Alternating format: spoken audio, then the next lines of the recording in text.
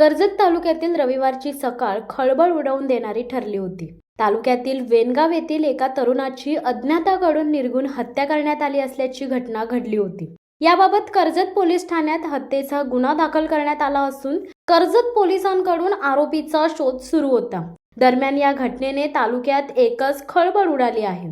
वेनगाव येथील कुणाल उर्फ रॉनी आंबरे या 28 वर्षीय तरुणाची हत्या अज्ञाताकडून करण्यात आली। दिनांक 24 डिसेंबर रोजी सकाळी गावाच्या बाहेरील ओहळ नाल्यात कुणाल उर्फ रॉनी याचा मृतदेह गावकऱ्यांना आढळून आला। त्यानंतर तात्काळ कर्जत पोलिसांना पाचारण करण्यात आले।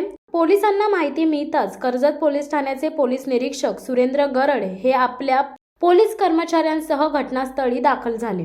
मृतदेहाची त्यांनी पाहणी केली असता रॉनी याला दगडाने ठेचून लोखंडी सळीच्या सहाय्याने आघात केल्याने त्याचा मृत्यू झाला असेल असा अंदाज वर्तवण्यात आला। तर रात्रीच्या सुमारास रॉनी घरी येत असताना त्याच्यावर हा हल्ला झाला असेल असे प्रथमदर्शनी दिसून येत आहे। तसेच रॉनी याच्यावर यापूर्वी देखील 3 हल्ले झाले होते। याबाबत पोलीस ठाण्यात तक्रार देखील करण्यात आली होती। तेव्हा या हत्येला पूर्ववैमनस्याची किनार आहे।